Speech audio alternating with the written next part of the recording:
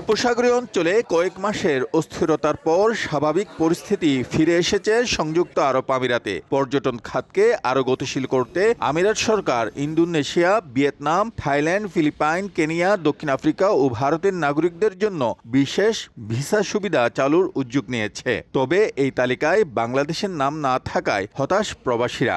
নতুন ভিসা তো হচ্ছেই না, সাথে সাথে নবায়নগুলো হচ্ছে না। প্রবলেমগুলো যাতে আমরা অচিরেই আমাদের জিরো টলারেন্সে নিয়ে আসতে পারি, তাহলে আমাদের এই ভিসা সংকটটার সমাধান অতি তাড়াতাড়ি হবে। এখানে যে আমরা যে জটিলতা পড়ছি সেটা হচ্ছে আমাদের ভিসার যে রেনুয়াল একেবারেই বন্ধ হয়ে গেছে।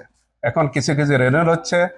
আমাদের সরকার পররাষ্ট্র মন্ত্রণালয় থেকে আমাদের এখানে কূটনীতিক যারা আছে, Bangladesh embassy, Bangladesh consulate general, ওনারা সাধ্যমতো চেষ্টা করতেছেন এই জটিলতাগুলো থেকে বাইরে আসার জন্য। প্রবাসীরা বলছেন, মালয়েশিয়ার শ্রমবাজার নিয়ে সরকার এরই মাঝে কার্যকর উদ্যোগ নিয়েছে। পাশাপাশি সৌদি আরব সফরেরও আমন্ত্রণ পেয়েছেন প্রধানমন্ত্রী তারেক রহমান। তাই তাদের প্রত্যাশা, দীর্ঘদিনের ভিসা জটিলতা নিরসনে উদ্যোগ নেবেন প্রধানমন্ত্রী। ভিসার জটিলতার কারণে আমরা ধারণা করছি যদি এটা খুব শীঘ্রই সমাধান করা না যায়, তে আমরা 2 থেকে 3 লক্ষ বাংলাদেশি থেকে হারাতে বসছি। আমাদের শ্রমবাজারের বিশাল একটা দোষ আসবে। না পারতেছি ভিসা ক্যান্সেল করতে, না পারতেছি ভিসা নতুন করে রিনিউয়াল করতে।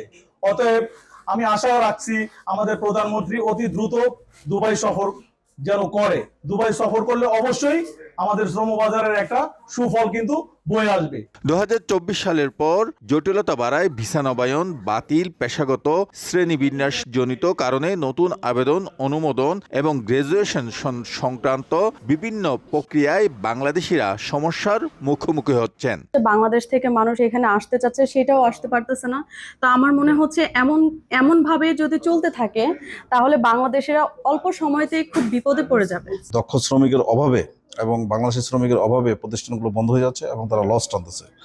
তাই মনে করি যে যত দ্রুত সম্ভব হোক আমাদের প্রধানমন্ত্রী এই দেশটা সফর করে এই দেশের সাথে সম্পর্কটা উন্নতি করার জন্য এবং ভিসাটা ওপেন করার জন্য সে চেষ্টা করবেন। প্রবাসীদের প্রত্যাশা, বাংলাদেশ সরকার কূটনৈতিক আলোচনার মাধ্যমে সংযুক্ত আরব আমিরাতের সঙ্গে বিদ্যমান ভিসা সংক্রান্ত জটিলতা সমাধানে কার্যকর উদ্যোগ নেবে। এতে দেশটিতে বসবাসরত ও কর্মরত বাংলাদেশিদের অনিশ্চয়তা অনেকটাই কমবে। শিবলি আল সাদিক, সময় সংবাদ, সংযুক্ত আরব আমিরাত।